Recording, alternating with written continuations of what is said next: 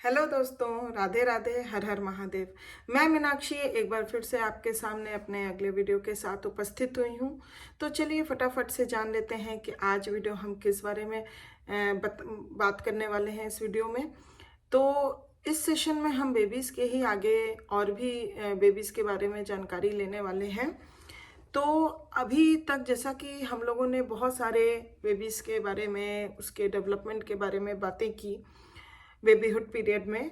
तो अब हम थोड़ा सा जान लेते हैं कि जो मोरालिटी होती है ये भी एक लाइफ में बहुत इम्पोर्टेंट वैल्यू रखती है किसी भी पर्सन के जीवन में, जिसका ले डाउन जो है बेबीहुड पीरियड में बच्चे के अंदर डेवलप होने लगता है। तो मोरालिटी कितने लेवल पे होती है, किस तरह से होती है और उसकी बिगनिंग कैसे होती है बेबीज़ के अंदर ड्यूरिंग बेबीहुड पीरियड में, आज इस सेशन में हम उस बारे में थोड़ी चर्चा करेंगे। तो मैं आशा करती हूँ कि आप वीडियो में अंत तक ज़रूर बने रहेंगे। और अगर अभी तक आपने सब्सक्राइब नहीं किया है तो प्लीज़ मेरे चैनल को सब्सक्राइब कर दीजिए, खास करके अगर आप हमारे न्यू व्यूवर हैं। और आपको आगे आने वाली हर वीडियो का फ़ायदा आसानी से मिल सकेगा और हमारा आपका संपर्क बना रहेगा। तो चलिए इसी के साथ हम सेशन को आगे बढ़ाते हैं। तो कैसे मोरालिटी की शुरुआत बेबीज़ के अंदर होती है जानते हैं। Babies have no scale of values and no conscience. देखा जाए तो बेबीज के अंदर कोई जो भी वैल्यू स्टैंडर्ड्स होते हैं, मॉरल स्टैंडर्ड्स जिसको हम कहते हैं, या conscience, what is right what is wrong, इस बारे में अगर देखा जाए तो बेबीज के अंदर अभी इस पीरियड में, बेबीहुड पीरियड में, उतनी उस तरह का conscience and value standards develop नहीं होते हैं पूरी तरह से। They are there for neither moral और non immoral, but non moral in the sense that their behaviour is not guided by moral standards. कहने का ये मतलब है कि बेबीज को अभी ना मॉरल बोला जा सकता है ना इमोरल बोला जा सकता है। यहाँ नॉन मॉरल बोलने का ये मतलब है कि अभी जो भी उसके अंदर जो सेंस ऑफ मोरालिटी होगी वो किसी मॉरल स्टैंडर्ड्स के हिसाब से डेवलप नहीं हुई है। उसको नहीं पता है कि मोरालिटी को शो करने के लिए एक बनाया हुआ मॉरल स्टैंडर्ड्स क्या होना चाहिए। तो उसकी कमी के कारण यहाँ इमोरल बोला गया है।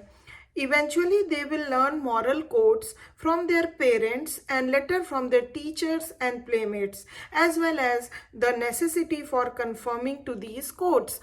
धीरे धीरे क्या होता है कि वो पहले तो अपने पेरेंट्स से क्या मॉरल कोड्स होते हैं उसको धीरे धीरे सीखना शुरू करते हैं, जानना शुरू करते हैं। फिर लेटर ऑन जब वो और ग्रोन अप होते हैं तो अपने टीचर्स के द्वारा, प्लेमेट्स के द्वारा, उनके द्वारा भी उनको मॉरल कोड्स, एथिक्स पता चलती हैं। और फिर उनको पता चलता है कि कितनी ज़रूरत है इस कोड्स को कंफर्म करने की और उसके आधार पे चलने की। Learning to behave in a morally approved manner is a long, slow process. ये बहुत ही लंबा और स्लो प्रोसेस होता है जब हमको मॉरली अप्रूव्ड मैनर के अनुसार चलना पड़ता है। However, foundations are laid in babyhood, and these foundations children build moral codes which guide their behavior as they grow older. जैसा कि मैंने पहले बताया कि ये जो पीरियड होता है बच्चे में मॉरलिटी का ले डाउन फाउंडेशन होता है, फाउंडेशन पीरियड ये कहलाता है, जहाँ पे मॉरलिटी की बिगनिंग चालू हो जाती है। और जैसे जैसे बच्चा ग्रो करता है, ग्रो ओल्डर होता है, ये मॉरल कोड्स जो होते हैं उनको गाइड करते हैं कि उनको अपने बिहेवियर में मॉरलिटी को इंक्लूड करके कैसे बिहेव करना है एज अ मॉरल स्टैंडर्ड्स के हिसाब से। Because of their limited intelligence, babies judge the rightness or wrongness of an act in terms of the pleasure or pain it brings them rather than in terms of its good and harmful effects on other।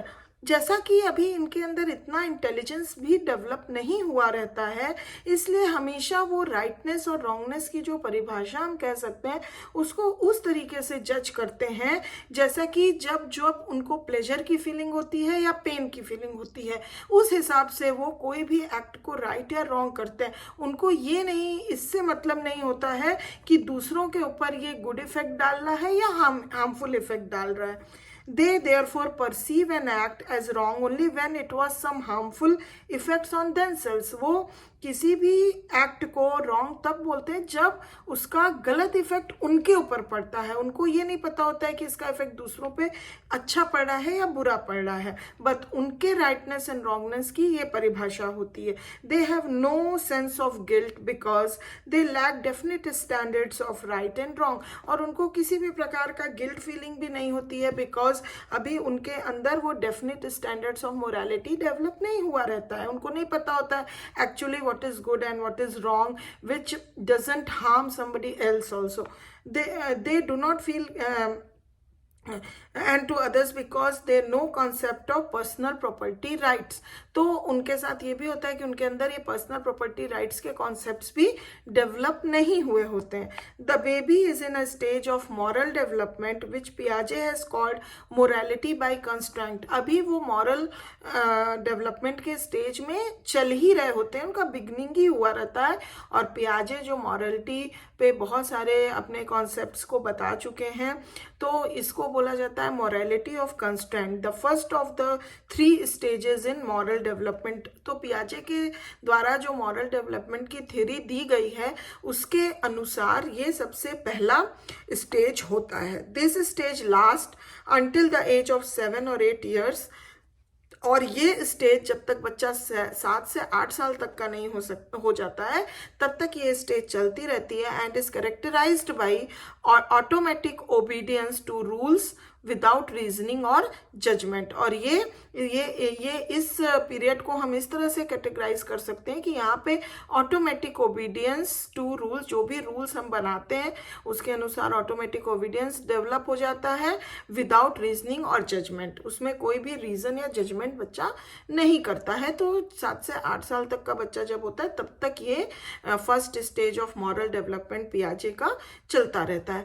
तो यहाँ पे हमने ये पाया कि ये जो babyhood period है यहाँ पे बेबीज का फाउंडेशन ले डाउन होता है मोरालिटी की, क्योंकि अभी बहुत सारे intelligence level and actual moral codes को समझना अभी बच्चे का दिमाग इतना ज़्यादा डेवलप नहीं हुआ रहता है। बट हाँ, यहाँ पे फाउंडेशन पेरेंट्स के थ्रू, फिर धीरे धीरे टीचर्स और प्लेमेट्स के थ्रू जब हम उसके अंदर राइटनेस एंड रॉन्गनेस का सेंस डालते हैं तो धीरे धीरे लेटर ऑन जैसे जैसे बच्चा ग्रोन अप होता है तो इस फाउंडेशन ले डाउन होने के कारण उसमें धीरे धीरे धीरे धीरे मॉरलिटी का डेवलपमेंट अच्छे से हो जाता है, and he get to know how to obey with the moral standards and what is the actual meaning of the rightness and wrongness of anything. तो मैं आशा करती हूँ कि आपको ये जानकारी अच्छी लगी होगी। अगर लगी है तो प्लीज़ एक लाइक ज़रूर दे दीजिए। इसके आगे और भी बहुत सारे ऐसे डेवलपमेंट एंड बहुत सारी ऐसी बातें बेबीज़ के बारे में मैं अपने नेक्स्ट वीडियो में ज़रूर लेके आऊँगी। तो इसके लिए प्लीज़ हमारा आपका संपर्क बने रहना चाहिए, और इसके लिए अगर अभी भी सब्सक्राइब नहीं किया है तो प्लीज़ जल्दी से कर दीजिए। और बहुत बहुत धन्यवाद मेरे इस वीडियो को वॉच करने के लिए, और हम फिर अपने नेक्स्ट वीडियो में आपसे मिलेंगे।